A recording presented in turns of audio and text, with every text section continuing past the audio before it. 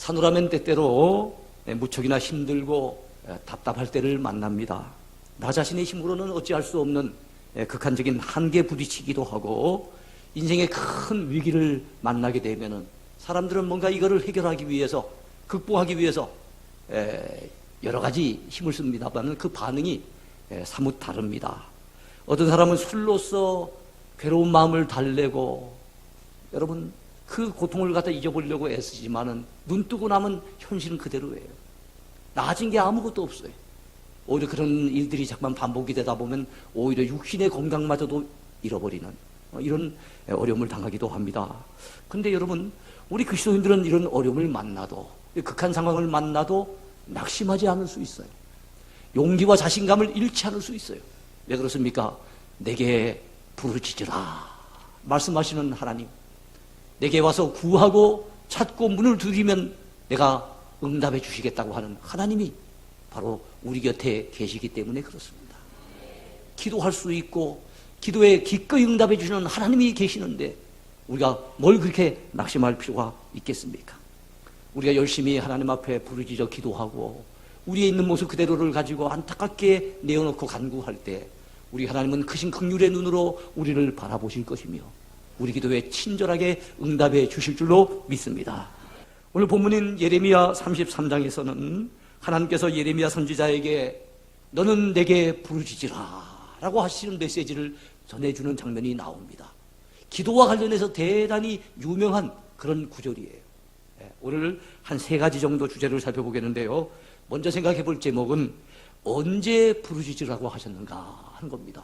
너는 내게 부르짖으라. 하나님이 예레미야에게 말씀하셨는데 언제 그러셨느냐 이거예요. 바로 어려운 시기에 부르짖으라고 말씀하셨어요. 어려운 시기에 힘들고 낙심되는 그런 순간에 부르짖어 기도하라고 하나님이 말씀하신 겁니다. 본문 2절 끝에 너는 내게 부르짖으라 라고 하는 하나님의 말씀이 나옵니다마는 하나님께서 예레미야에게 너는 내게 부르짖으라 말씀하셨던 그때는 1절에 봤더니 예레미야 자신이 어떤 때입니까? 아직 12대 뜰에 갇혀 있을 때입니다. 12대 뜰, 임시 감옥으로 갖다 쓰고 있었던 곳이에요.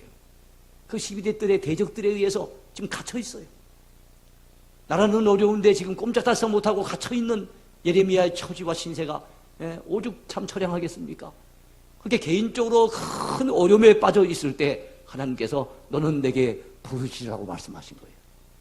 국가적으로도 어려움에 처해 있을 때입니다. 여러분 마지막 왕 20대 왕이죠. 시드기야 왕이 유다 나라를 다스리고 있었습니다만 이미 바벨론의 느부갓네살 왕이 2차례에 걸쳐서 여러분 유다를 침공하고 많은 사람들을 포로로 끌고 갔어요. 나라가 쑥대밭이 됐습니다. 어수선합니다. 온 나라가 혼란에 빠져 있습니다. 어찌할 줄 몰라서 임금부터 시작해서 지금 야단들입니다. 이런 국가적인 위기의 때에 우리 하나님께서 예레미야에게 말씀하신 거예요. 너는 내게 부르짖어라. 나라가 이렇게 힘들고 어렵지만은 이런 위기 상황을 만났지만은 그 나라에는 하나님 앞에 엎드려 부르짖는 인생들이 없었어. 부르짖는 백성들이 없었던 거예요. 그때 우리 하나님께서는 예레미야에게 다른 사람은 어찌할지라도 너는 내게 부르짖으라고 말씀하신 겁니다. 그렇습니다. 평소에 기도하면 더 좋겠지만은 적어도 우리가 인생의 위기를 만났을 때 기도해야 될 줄로 믿습니다. 어려움에 처할 때 하나님을 찾아 간구해야 될 줄로 믿습니다.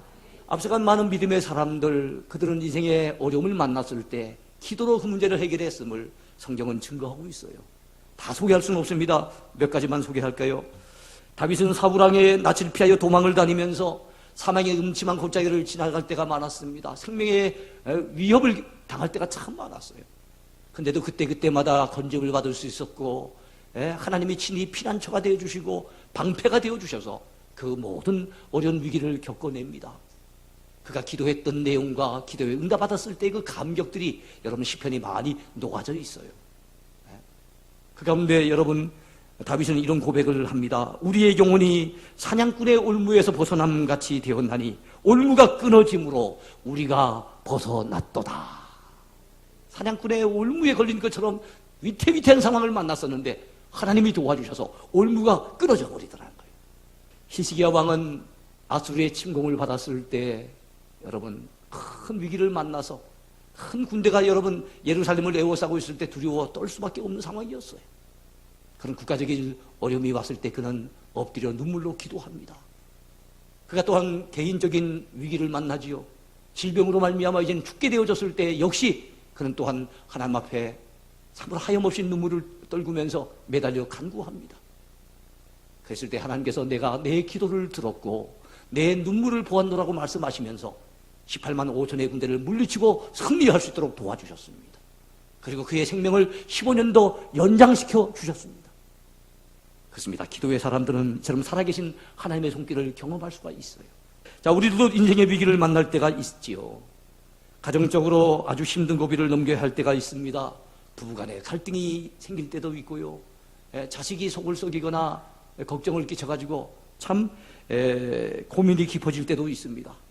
생업의 어려움을 당해서 큰 고비를 만날 때도 있어요.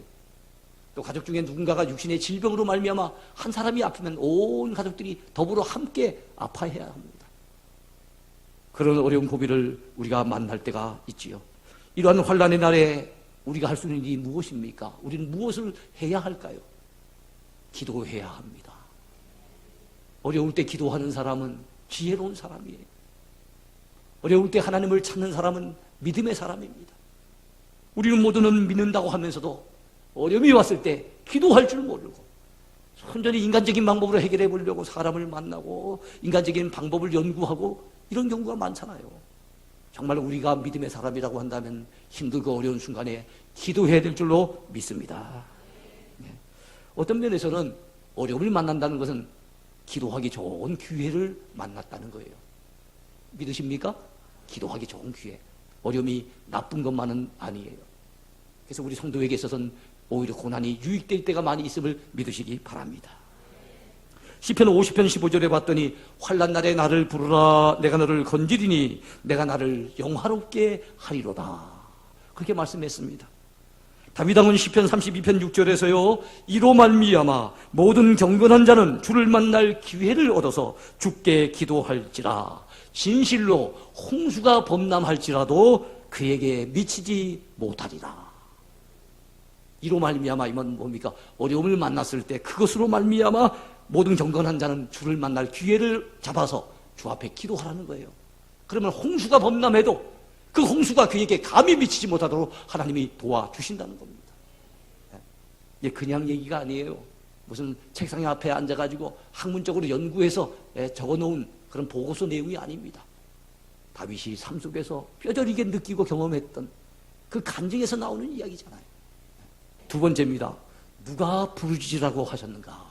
아까는 언제 부르짖으라고 하셨는가? 어려울 때 부르짖으라는 거예요. 두 번째는 뭡니까? 누가 부르짖으라고 하셨는가? 모든 일을 행하여 성취하시는 여호와 하나님께서 부르짖으라 말씀하셨어요.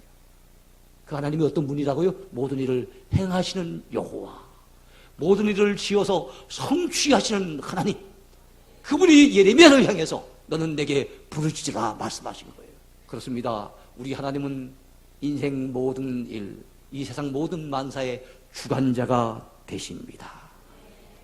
모든 세상의 일들은 그분의 손 안에서 이루어지고 성취됩니다. 그분이 허락하셔야만 모든 일이 가능해집니다. 여러분, 한나는 사무엘을 낳은 이후에 자식을 낳지 못해서 그렇게 안타까워하고 힘들어하고 분인나로 인해서 마음에 상처를 입었던 여인이 자식을 낳고 보니 너무 감사해요. 너무 감격스러워요. 그는 하나님 앞에서 이렇게 찬송합니다. 여호와는 죽이기도 하시고 살리기도 하시며 수월에 내리기도 하시고 올리기도 하시는도다. 여호와는 가난하게도 하시고 부하게도 하시며 여호와는 낮추기도 하시고 높이기도 하시는도다. 할렐루야. 그래요. 우리를 낮추기도 하시고 높이기도 하시고 가난하게도 하시고 부하게도 하시고, 이 모든 것들이 누구의 손에 달려있다고요? 하나님의 손에 달려있음을 믿으시기 바라요. 여러분, 특별히 오늘 우리가 읽고 있는 예레미야 말씀도 마찬가지예요. 예레미야 시대 때 여러분 바벨론으로 유다 나라가 포로로 끌려가잖아요. 포로지에서 70년을 지내지 않습니까? 그것이 우연히 된 일이 아니에요.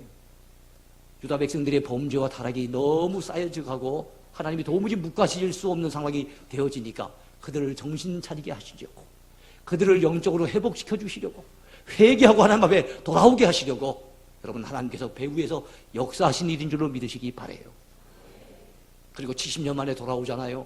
그 사이에 하나님께서 바벨론을 무너뜨리십니다. 그리고 대신 누구에게 힘을 주십니까? 바사의 고레스 왕에게 힘을 주셔서 고레스 왕의 마음에 감동을 시켜가지고 그 고레스 왕이 말입니다. 그 유다 백성들을 70년 만에 포로지에서 돌려보내게 된 것. 여러분, 겉으로 봤을 땐 고레스 왕의 선한 정책이었겠지요. 그러나 그 배후에서는 하나님의 섭리가 있었어요. 하나님이 역사하신 것입니다. 모든 것이 하나님의 손 안에 있어요. 그러므로 이런 사실을 안다면 이를 행하시는 여호와, 그것을 만들며 성취하시는 여호와께 부르짖어 간구해야 될 줄로 믿습니다. 여러분 2절 말씀을 보세요. 이를 행하시는 여호와, 그것을 만들며 성취하시는 여호와, 그의 이름을 여호와라는 이와 같이 이르시도다. 너는 내게 부르짖으라. 내게 부르짖으라고 말씀하시는 그분이 어떤 분이에요? 이를 행하시는 여호와, 모든 일들을 성취하시는 여호와 하나님이신 것을 믿으시기 바랍니다. 우리는 부르짖을 때 어떤 마음으로 부르짖어야 되겠습니까? 어떤 태도로 부르짖을까요? 입을 크게 열고 부르짖어야 될 줄로 믿습니다. 내 입을 크게 열라 하는 성경 말씀이 있죠. 시편 81편 10절에 나오는 유명한 말씀이에요. 내 입을 크게 열라 내가 채우리라.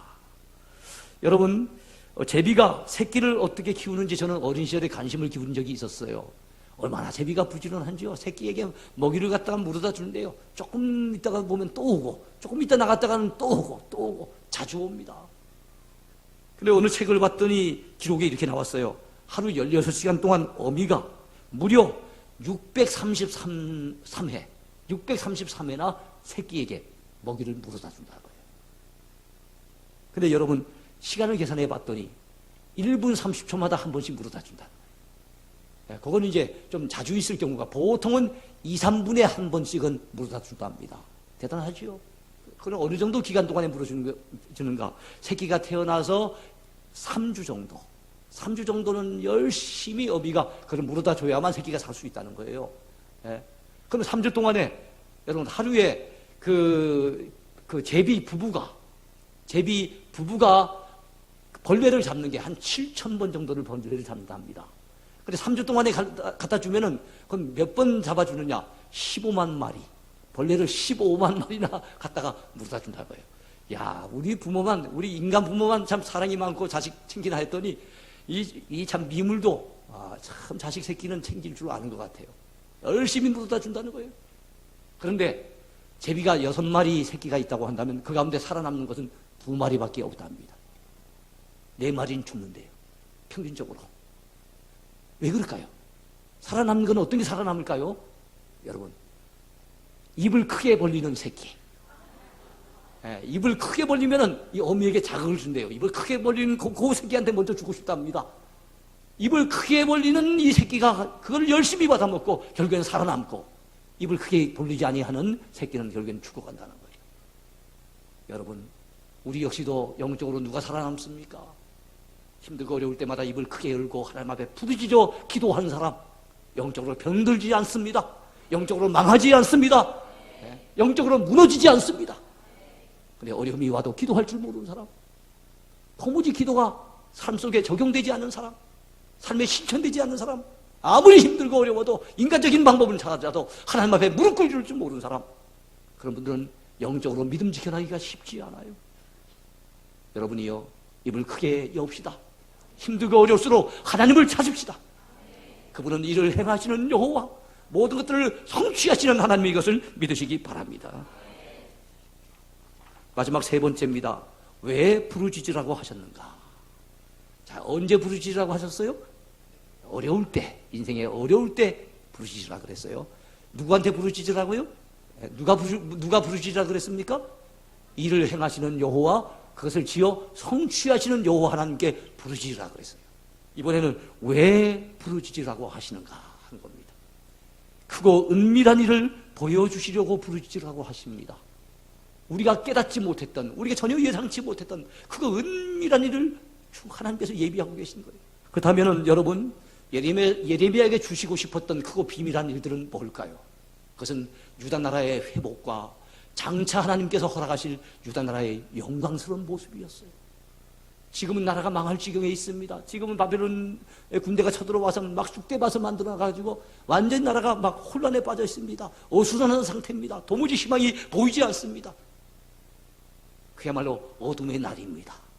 그런데 하나님께서 기도했을 때 예레미야에게 보여주신 미래 유다 나라의 영광, 그걸 보니까 예레미야가 위로가 되는 거예요.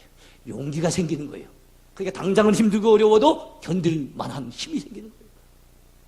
여러분, 우리에게도 이런 역사가 있을 줄로 믿습니다.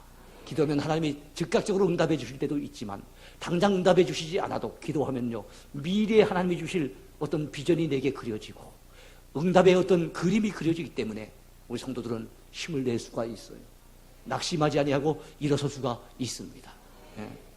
그렇다면 구체적으로 한번 들어가 볼까요? 유다 왕국의 회복에 대한 구체적인 언급이 6절부터 11절 사이에 나와 있습니다. 하나님의 약속의 말씀이지요. 먼저 이 성읍을 치료하며 고쳐주리라는 약속을 해 주십니다. 6절 보세요. 그러나 보라, 내가 이 성읍을 치료하며 고쳐 낫게 하고 평안과 진실의 풍성함을 그들에게 나타낼 것이며 라고 말씀했어요. 이번에는 유다의 포로와 이스라엘 포로들이 돌아오게 하리라는 약속이 나와 있습니다. 7절을 보시기 바랍니다.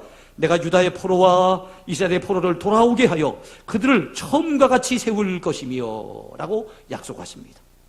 자, 이번에는 택한 백성들이 죄악을 사해해 주실 것을 또한 약속해 주셨습니다. 과거에 지은 모든 죄를 용서해 주신다는 거예요. 8절 보시기 바랍니다. 내가 그들을 내게 범한 그 모든 죄악에서 정하게 하며 그들이 내게 범하며 행한 모든 죄악을 사할 것이라. 할렐루야. 과거에 아무리 큰 죄를 지었지요, 큰 죄를 지어도 바벨론 포로에 끌려갈 만큼 큰 죄를 지었지만 그럼에도 불구하고 그들을 사해 주시고 그들의 죄를 정하게 해 주신답니다. 자, 이번에는 유다 나라가 세계 열방 가운데서 영광을 얻게 될 것을 또한 약속하셨습니다. 그 말씀이 9절에 나옵니다. 이 성읍이 세계 열방 앞에서 나의 기쁜 이름이 될 것이며 찬송과 영광이 될 것이요, 그들은 내가 이 백성에게 베푼 모든 복을 들을 것이요, 내가 이 성읍에 베푼 모든 복과 모든 평안으로 말미암아 두려워하며 떨리라. 오히려 하나님께서 유다 백성들에게 베풀어 주신 그 영광스러운 모습을 보고 주변에 있는 열강들이 두려워 떨게 될 날을 하나님이 허락해 주신답니다. 끝으로 여러분, 또 중요한 약속을 하나님이 해주고 계세요. 황폐하던 성읍, 그 참 비참했던 성읍이 기쁨의 성읍으로, 즐거운 소리가 넘치는 성읍으로 탈바꿈시켜 주신답니다. 그런 말씀이 어디 나옵니까? 10절부터 11절까지 나와요. 여호와께서 이와 같이 말씀하시니라. 너희가 가르쳐 말하기를 황폐하여 사람도 없고 짐승도 없다 하던 여기, 곧 황폐하여 사람도 없고 주민도 없고 짐승도 없던 유다 성읍들과 예루살렘 거리에서 즐거워하는 소리, 기뻐하는 소리, 신랑의 소리, 신부의 소리와 및 만군의 여호와께 감사하라. 여호와는 선하시니 그 인자심이 영원하다 하는 소리와 여호와의 성전에 감사제를 드리는 자들의 소리가 다시 들리리니 이는 내가 이 땅에 포로를 돌려보내어 지난 날처럼 되게 할 것임이라. 여호와의 말씀이니라. 여러분, 우리도 건강을 잃었다면 처음처럼 회복이 되어야 됩니다. 우리도 물질적으로 너무나 어려움을 당하고 많은 손해를 봤다면 하나님의 은혜 가운데 처음처럼 다시 회복되어야 될 줄로 믿습니다. 그러면 여러분, 이런 회복을 원하신다면, 이런 회복을 갈망하신다면 하나님 앞에 기도해야 될 줄로 믿습니다. 이제 말씀을 맺겠습니다. 우리가 하나님 앞에 구하되 특별히 나 자신만을 위해 구하지 말고 하나님의 나라와 그의 의를 구했으면 좋겠어요. 그러면 이 모든 것을 너희에게 더해 주신다고 주님께서 약속해 주셨잖아요. 예. 여러분, 청나라 세종 때 일입니다. 우리나라에 세종대왕이 있는 것처럼 청나라에도 세종대왕이 있었어요. 예, 이제 수도를 북경으로, 오늘날 지금 북경이 중국의 수도가 돼 있죠. 바로 그 청나라의 수도였거든요. 이 세종이 바로 북경으로 수도를 옮겨갑니다. 자, 이제 수도도 옮기고 굉장히 이제 나라가 평안할 때 기분이 좋으니까 좋은 일을 해주고 싶었어요. 그래서 그 당시 여러분이 잘 아시는 것처럼 인조대왕 당시에 병자호란이 있었잖아요. 청나라가 쳐들어와서 저기 서울 근처에 보면 남한산성, 거기에서 삼전도라고 하는 곳에서 인조대왕이 청나라 왕 앞에서 무릎을 꿇었던 참 우리나라에 보면 참 부끄럽고 비참한 역사가 있지 않았겠습니까? 그때 볼모로 끌려간 사람이 누구 하면은 소현세자와 복림대군이에요. 그런데 이 세종이, 청나라 세종이 이 세자와 대군을 돌려보내겠다는 거예요. 그러면서 묻습니다. 세자와 대군이 그동안 고생 많았을 텐데 무엇을 구하든지 내가 한 가지 소원을 들어줄 테니까 말하라 그랬어요. 그때 소현세자는 그 청세종의 앞에 놓여져 있는 벼루, 먹을 가는 벼루, 이 벼루가 참 보기 좋았던가 봐요. 그게 탐이 났던가 봐요. 그래서 그 벼루를 저에게 주시면 좋겠습니다. 그랬더니 세종이 허락해 줬어요. 얼마나 기뻐하는지요. 그런데 이 복림대군은 이렇게 요구합니다. 예, 폐하, 우리 백성들이 저렇게 많이 끌려와서 갇혀 있는데 제가 어째 제 혼자 돌아가겠습니까? 저 우리 백성들 풀어주셔서 그들 데리고 돌아갈 수 있도록 도와주세요. 그랬어요. 그랬더니 그 소원을 이루어진 거예요. 그렇게 하도록 하라. 그래갖고 소현세자는 벼루를 가지고 기분 좋게 돌아왔고 복림대군은 백성들을 이끌고 돌아왔어요. 그리고 인조대왕 앞에 머리를 조아립니다. 인조대왕이 소현세자의 말을 듣고 막 얼굴이 막 녹이 띈 얼굴이 되는 거예요. 울그락 푸르락 하면서 이렇게 말을 내뱉습니다. 군주가 수치를 당하고 백성들이 압제를 받는데 그래 겨우 벼룩밖에 청할 것이 없더냐 이 못된 놈아. 그러면서 벼룩을 높이 들어가지고 던졌는데 소현세자가 그것을 맞고 즉사해버립니다. 임금도 화가 나서 던졌는데 즉사할 줄은 몰랐겠지요. 그래서 여러분 복림대군이 오히려 임금이 돼요. 그 임금이 누군가 하면 북벌정책, 저 청나라를 쳐야 되겠다 하는 북벌정책을 열심히 추진하다가 일찍 세상을 떠나는 바람에 결과적으로는 이루지 못했지만 굉장히 훌륭한 임금으로 평가를 받는 누굽니까? 효종. 효종 임금이 바로 복림대군이었어요. 돌아올 때 자기 혼자만 살겠다고, 자기 혼자 풀어준다고 좋아하면서 그냥 돌아온 것이 아니라 내 백성은 풀어주세요. 그 백성들 데리고 가야 됩니다. 그래서 큰 것을 구하는 그 태도가 다르잖아요. 그러니까 임금이 되어졌고 하나의 예입니다마는 우리 하나님 앞에 내 자신만을 위해서 물질적인 것만을 위해서 눈앞에 있는 코앞에 있는 이득만을 위해서 우리가 구하지 말고 보다 하나님을 위해 살고자 하는 큰 꿈을 가지고 큰 것을 구해봅시다. 하나님의 나라와 그 영광을 위해서 한번 구해보십시다. 그러면 하나님께서 우리에게 응답하실 것이며 우리 모두는 하나님 앞에 쓰임받는 축복을 누리게 될 줄로 믿습니다. 사랑하는 성도 여러분이요, 우리도 하나님 앞에 날마다 부르짖어 기도합시다. 특별히 어려울수록 더더욱 이때야말로 기도할 기회인 줄로 알고 이 기회를 타서 하나님 앞에 엎드립시다. 모든 일을 주관하시며 성취하시는 그 하나님 앞에 매달려 기도하면은 우리가 생각지 못했던 크고 비밀한 일들을 보여주실 것이며 하나님께서 놀라운 응답을 허락해 주실 줄로 믿습니다. 인생이 어려운 순간에 기도보다 더 큰 위안도 없고 기도보다 더 큰 능력도 없습니다. 다시 말씀드립니다. 인생의 어려운 순간에 기도보다 더 큰 위안도 없고 기도보다 더 큰 능력도 없습니다. 할렐루야.